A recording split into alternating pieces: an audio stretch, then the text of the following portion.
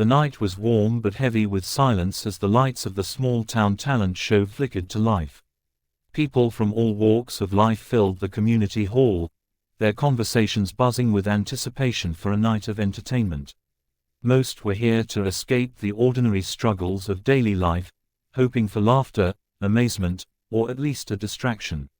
Yet none of them knew that the highlight of the evening would come from a boy who barely had enough to eat that day. His name was Miguel, a frail 12-year-old with patched-up clothes and shoes that looked 2 sizes too small.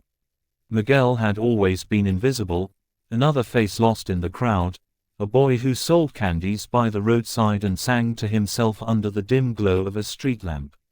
Singing was his escape, the only way he could carry himself beyond hunger and loneliness. His mother worked tirelessly at 2 cleaning jobs while his father, once a guitarist with big dreams, had passed away 2 years earlier, leaving Miguel with nothing but an old broken guitar and a heart full of music. That night, Miguel wasn't even supposed to be on stage. He hadn't officially registered, nor did he have the confidence to believe he belonged there. But fate had its own plans.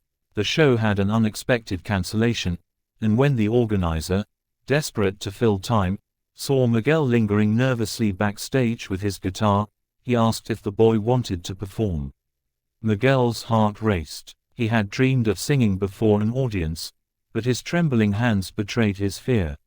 Still, something deep inside told him this was his moment. He nodded, clutching his worn guitar as though it were the last piece of his father he had left. The host announced, "Next, we have a very special surprise, please welcome Miguel." The crowd clapped politely, expecting little.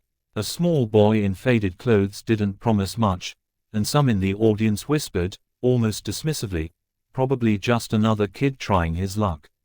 Miguel stepped onto the stage, squinting into the blinding lights. His stomach tightened with nerves.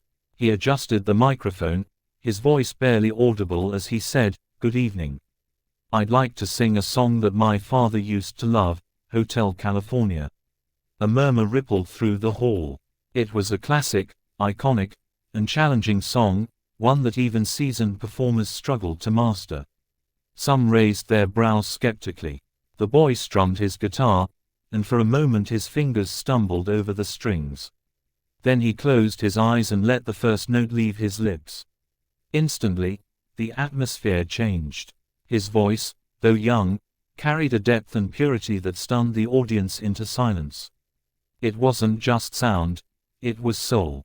Each word seemed to carry the weight of his struggles, the tenderness of his memories, and the longing of a child who had seen too much too soon.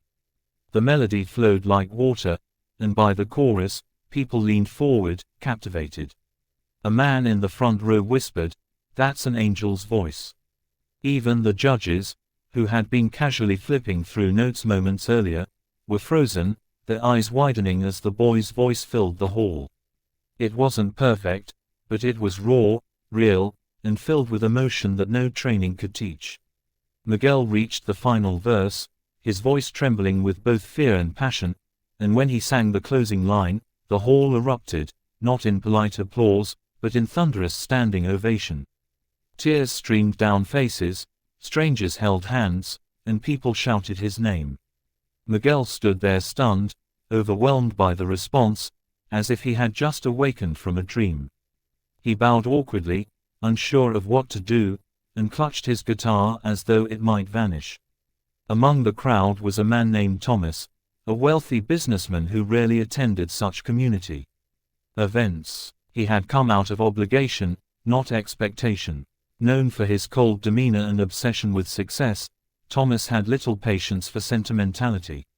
But as he watched Miguel pour his heart out on stage, something stirred in him, a reminder of his own childhood, when he too had once loved music before burying that passion under layers of ambition. After the show ended, Thomas found himself walking toward the boy.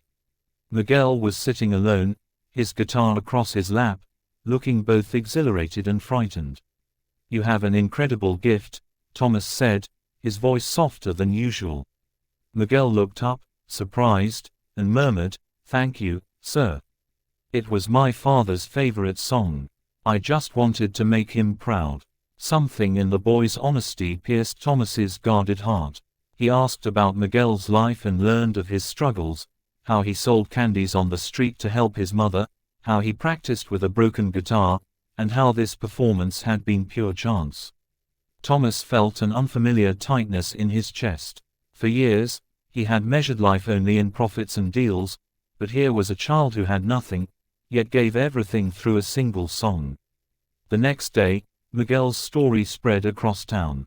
Videos of his performance surfaced online, gaining views and touching hearts far beyond the small community. People from different countries commented about how his voice reminded them of hope, loss, and love. Miguel's life began to change, though not without challenges. Some doubted him, others tried to take advantage of him, but through it all, his mother's unwavering support and the kindness of strangers kept him going. Thomas, who had once scoffed at anything sentimental, became one of his strongest supporters.